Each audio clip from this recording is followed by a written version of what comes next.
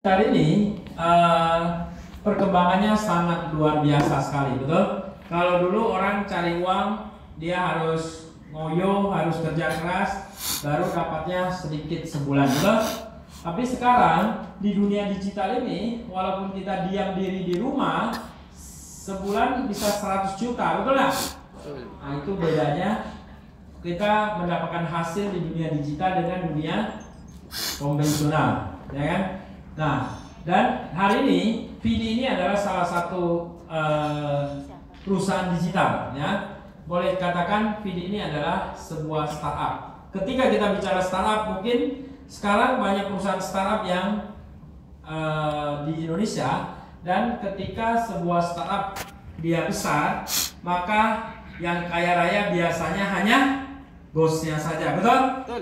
Ya kan, yang kaya raya hanya bosnya. Nah, dan hari ini Vidi dia juga sebuah startup, dan dia mengajak Bapak Ibu sekalian yang hadir di sini, mari kita sama-sama pelajari dengan sebenar-benarnya kira-kira apa itu Vidi, ya. Ketika Anda paham, saya mengajak Bapak Ibu sekalian, mari kita perjuangkan bersama-sama, ya. Ketika sebuah perusahaan mau besar, kira-kira dia akan lurus langsung besar atau jalannya begini, pak baru naik, pak baru naik. Hah? Yang pertama apa yang kedua? Ya? Yang ketiga apa bedanya? Kalau misalkan ada perusahaan langsung Z, saya sarankan jangan ikut. Karena kalau langsung set, biasa langsung sup, biasa begitu, ya. Jadi kita jangan ikut perusahaan yang tiba-tiba set, dimana sekarang saya belum pernah selama di dunia bisnis, saya belum pernah lihat sebuah perusahaan yang cerita kisah suksesnya, saya mulai satu perusahaan ini langsung set, langsung kaya, belum pernah ada, ya. Biasanya banyak orang berkesaksian bahwa banyak orang hanya melihat kesuksesan saya saja, perjuangan saya tidak dilihat, betul nggak? Pasti semua orang bercerita begitu. Artinya sukses itu memang tidak mudah. Kalau sukses itu sukses itu sangat mudah, mungkin saya yakin kita juga jadi orang susah. Kenapa? Karena yang mau jadi tukang gojek nggak ada, yang mau tukang masak pun nggak ada, karena semuanya sudah kaya, betul nggak?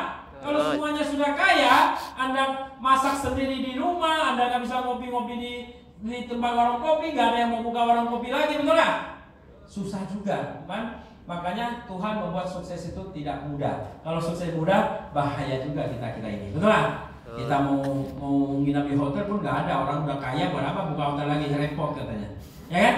Nggak bisa bikin acara seperti ini. Nah, dan Vidi tadi saya katakan, dia mengajak Bapak Ibu sekalian, ayo kita pelajari sama-sama Vidi ini. Dan apabila Vidi ini berhasil sampai ke IPO, saya yakin 1000%, bukan 100%. Saya yakin 1000% semuanya kaya raya.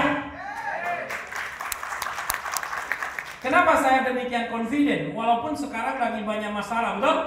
Betul. Karena saya yakin Vidi ini adalah sebuah bisnis yang real, punya project, ya, punya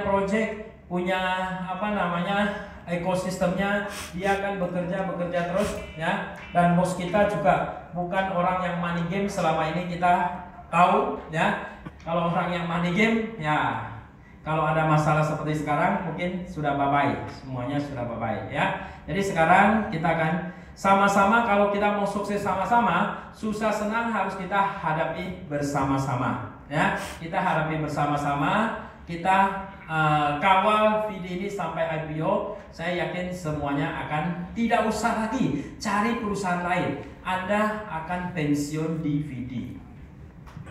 Nah, karena saya jalan 1 tahun, ya, yang sudah terjadi, sudah banyak sekali orang kaya raya dengan Vidi baru 1 tahun, ya.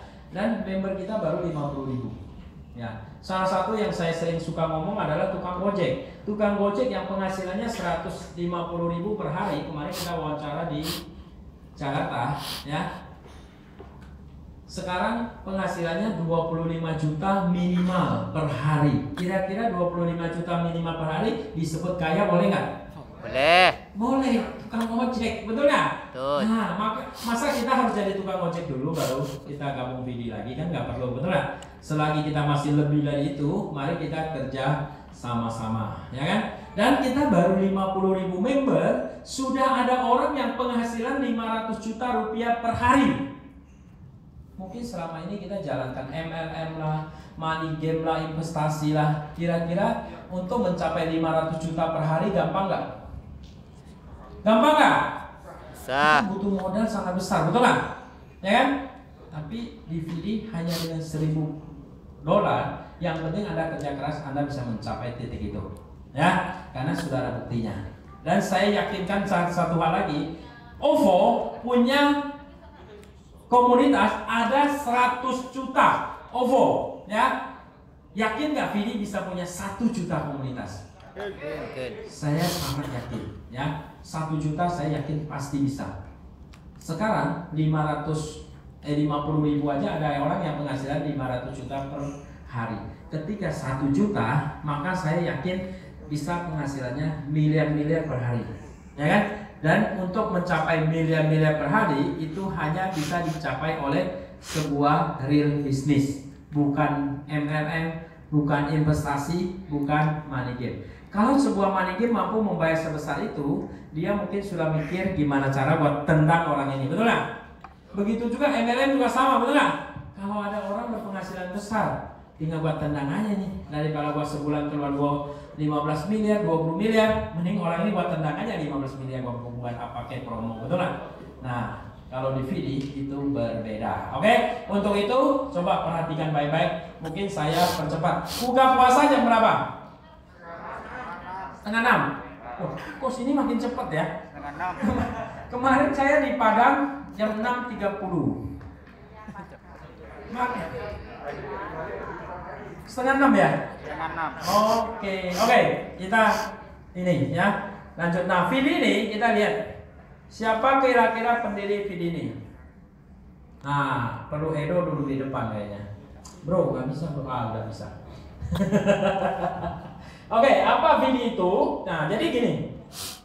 VD adalah sebuah perusahaan teknologi, ya, di mana mereka selalu berkreasi. Ya, berkreasi, mereka selalu membuat sesuatu yang different, sesuatu yang berbeda daripada yang sudah ada di masyarakat, ya. Nah, dan VD ini mulai terdaftar, dicetuskan pada tahun 2017 dan sekarang sudah punya 7 kantor.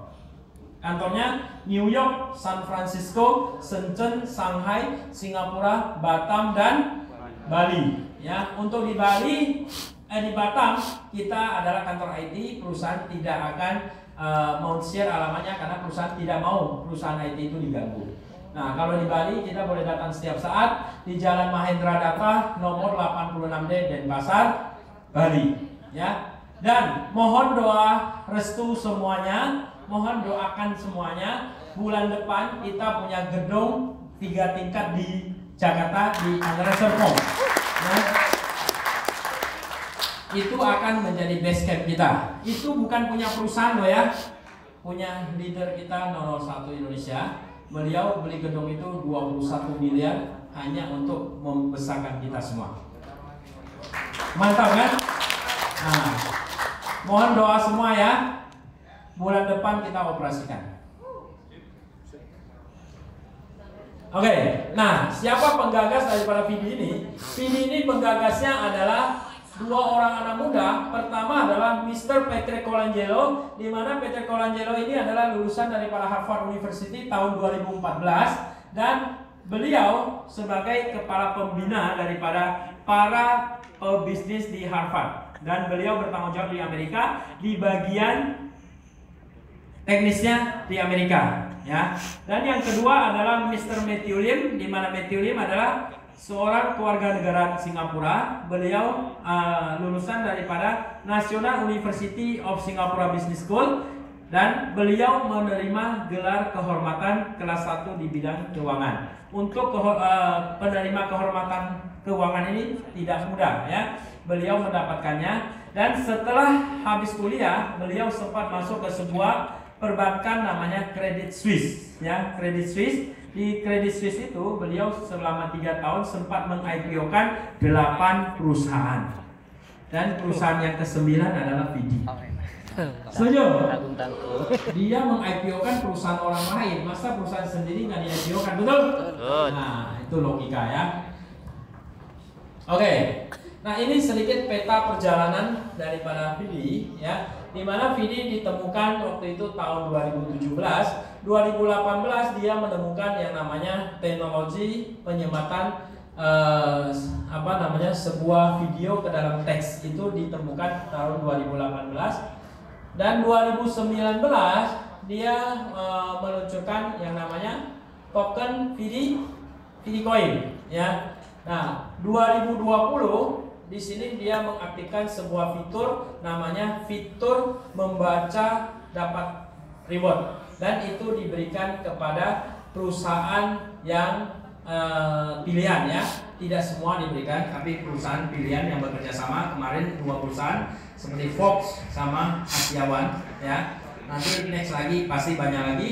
Dan berikutnya ada namanya 2021 diluncurkanlah Reward City ya, di mana Reward City ini juga sebuah teknologi yang berbeda daripada masyarakat yang ada umumnya. Jadi ini adalah e-commerce, tapi e-commerce model baru. Dan berikutnya 2021 ini adalah sistem POS diluncurkan. Sistem POS ini adalah point of share, artinya dia akan banyak bekerja sama dengan merchant-merchant ya, baik offline maupun online ya. Mulai Juni nanti kita semuanya bisa berseliweran di dalam Reward City, bisa belanja maksudnya ya. Oke?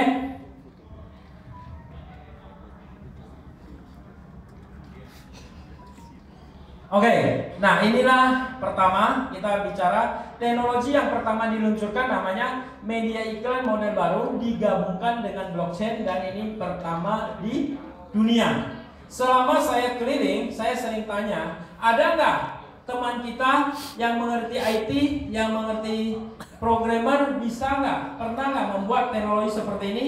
Ternyata selama saya keliling belum pernah ada, ya belum pernah ada. Nah, jadi saya yakin ini memang pertama di dunia, ya. Nah, teknologi ini di mana dia mampu menyelipkan video ke dalam teks, ya. Dia mampu menyelipkan video ke dalam teks. Contohnya seperti ini. Misalkan ini video. Nah, video ini dia bisa masukin ke dalam teks. Nah, manfaatnya untuk apa? Manfaatnya adalah dengan teknologi yang sederhana ini, dia bisa menyelesaikan beberapa permasalahan di dunia iklan. Ketika kita bicara dunia iklan, maka hal yang paling mahal adalah space, betul nggak? Ruang. Misalkan kita iklan 1 halaman dengan iklan satu baris dengan 10 baris, itu biayanya berbeda ya. Nah, oke. Sekarang kita contoh.